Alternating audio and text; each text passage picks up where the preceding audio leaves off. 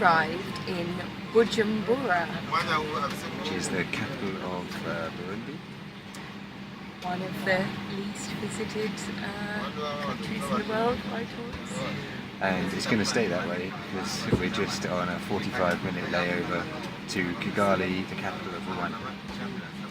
Burundi is meant to be a beautiful country, but there is political unrest at the moment, so that's why it's not on our list of destinations. It's been an alright flight with Kenya Airways so far. We had a nice complimentary curry. You don't get that with EasyJet or Ryanair. And we can't wait to get to Rwanda. Explore a bit more.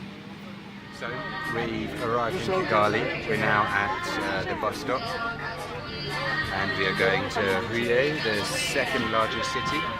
Yep, it's a couple of hours south of here. It's well known for its university. It cost us 2,500 francs each, which is about £2.50. It's still East. It's still East Africa, but sort of same but different. A lot less frenetic, a lot less pressurization. The roads were so nice coming here from the airport, and the buses have timetables. Our bus is meant to leave at 5:30, which is in 10 minutes, and I'm pretty confident that it will. It's amazing. It's amazing.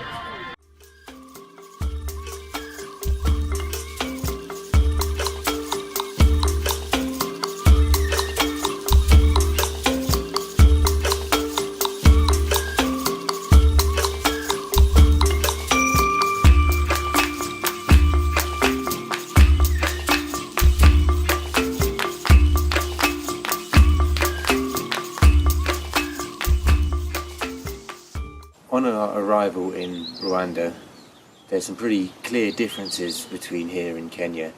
It's a lot quieter, calmer and cleaner everywhere. So at the airport and the arrivals lounge, people were just standing and quietly waiting. In the bus station, we were a lot less hassled. It was much simpler to go and get our ticket for a fixed price. The bus left at a fixed time. The traffic is less hectic. And everywhere is a lot cleaner. In fact, it's as clean or cleaner than most places in Europe that I've been. We've just walked around the Ethnographic Museum of Rwanda in Huye, and it was a really fascinating museum. Beautifully displayed, lots of detailed, clear information. It seems that Rwandans particularly have been experts in all sorts of wicker making, basketry. They specialise in interesting geometric and zigzag patterns, and it's all quite elegant. The other thing that we really liked was seeing a traditional, albeit rather smart, dwelling with very high ceiling and different rooms. It just knocks spots off any of the traditional houses that we saw in Kenya in the Kenyan Cultural Museum.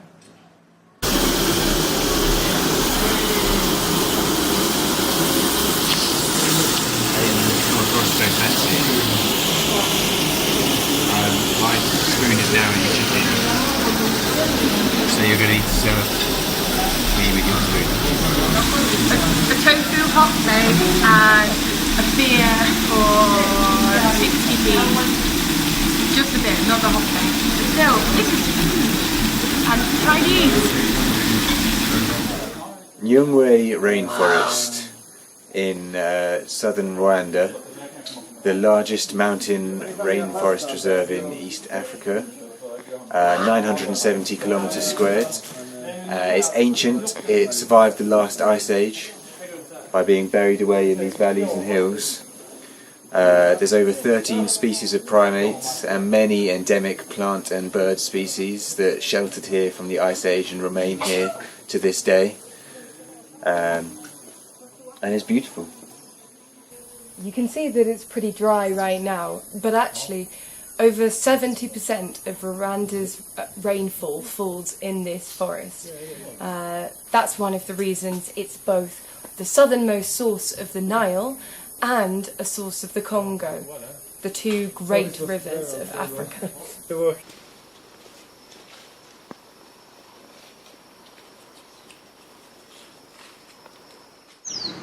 Many of you probably know Rwanda only for the horrific events of 1994, and how terrible that was can not really be overstated. However, since then, the country's come forward in leaps and bounds and tried to overcome its past.